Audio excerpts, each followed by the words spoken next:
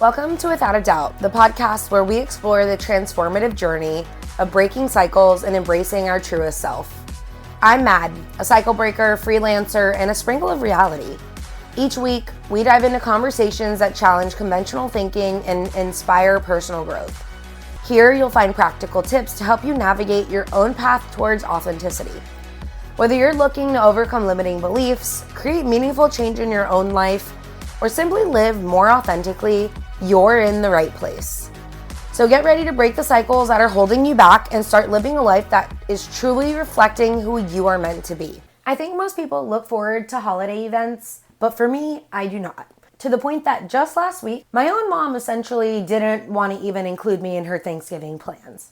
I do have work on Thanksgiving, but she said, "You don't care, right?" And I don't care about being there necessarily for Thanksgiving, but I do care about being included. I have more or less removed myself from most of the family functions. I no longer attend any big family things, and I think it has a lot to do with the fact that I do have a larger side on one side of my family, and it doesn't really feel like family to me. We kind of all feel like strangers, tied together by blood. We are born into a family. We don't choose the people in our family.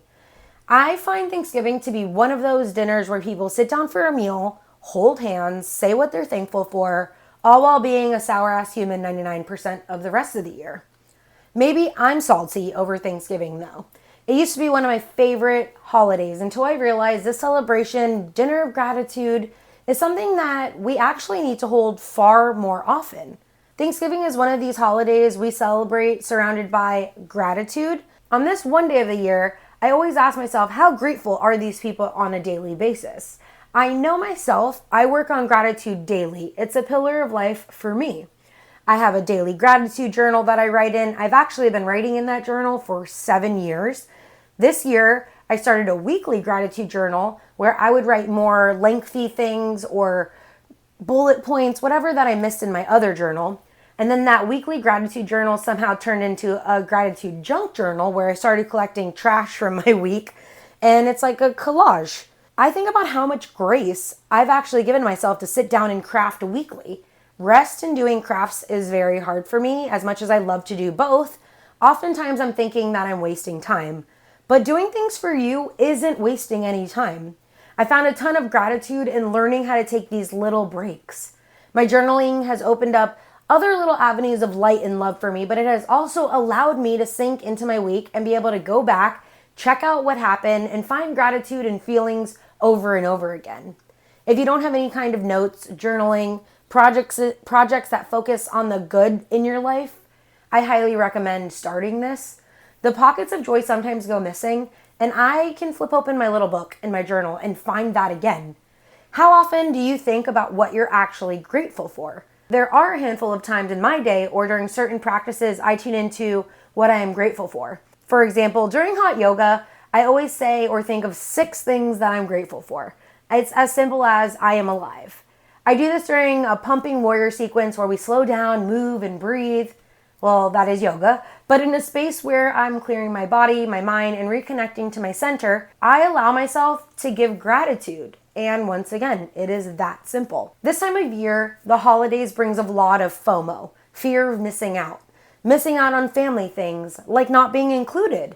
Like how my mom assumed I wouldn't want to be included in Thanksgiving dinner. Also, let's not just assume someone is going to say no. People who say no still say yes sometimes.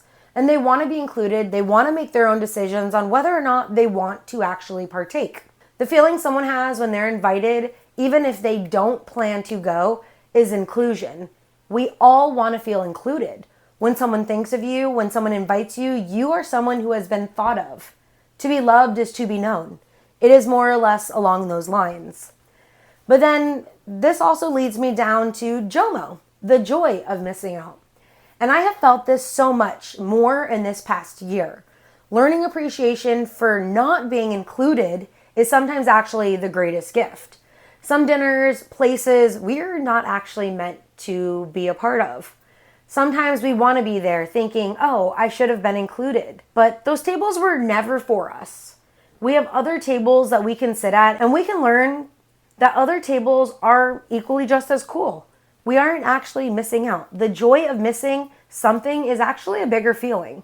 My grandma was invited to a very large Thanksgiving dinner, and she opted out for a very small 4-person Thanksgiving dinner because she has JOMO.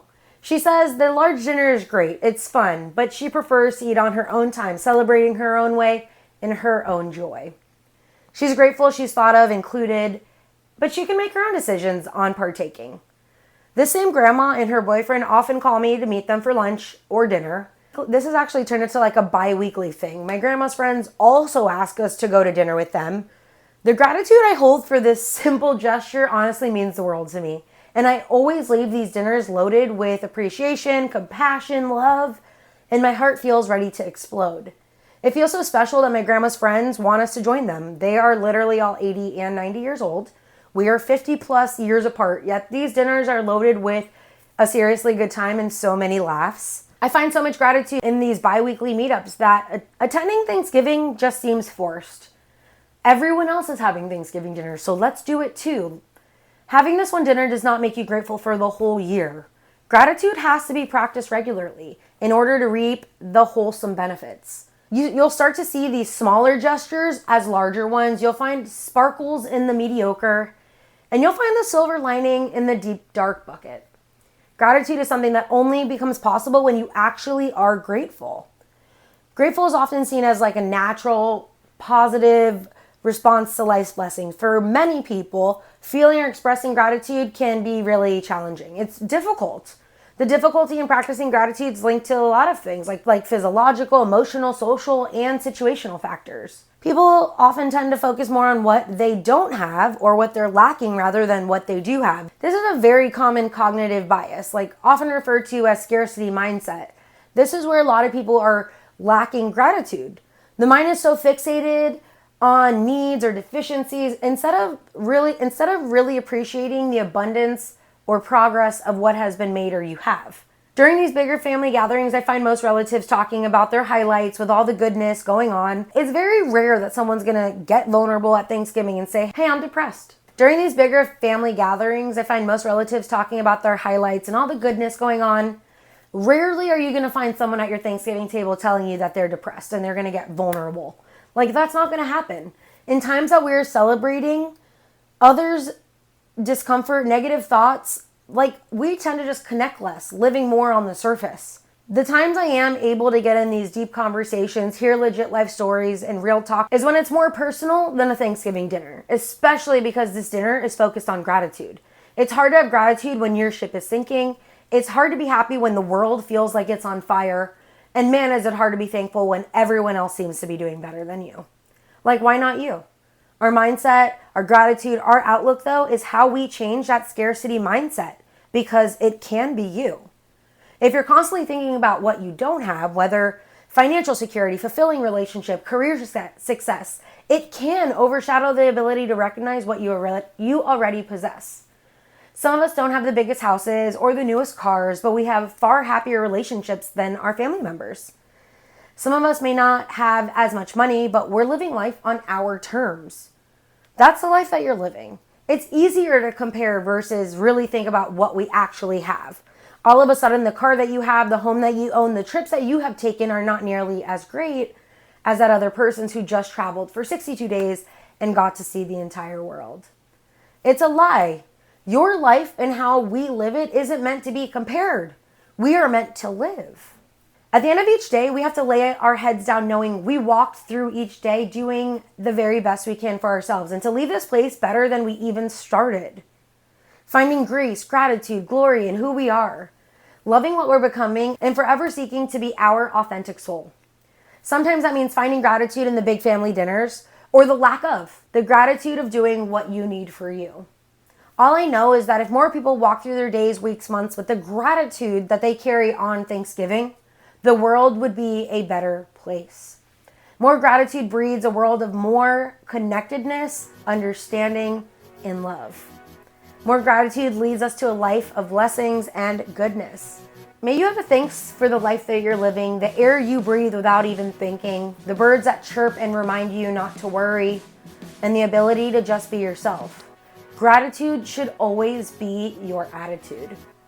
Don't forget that you are without a doubt a badass.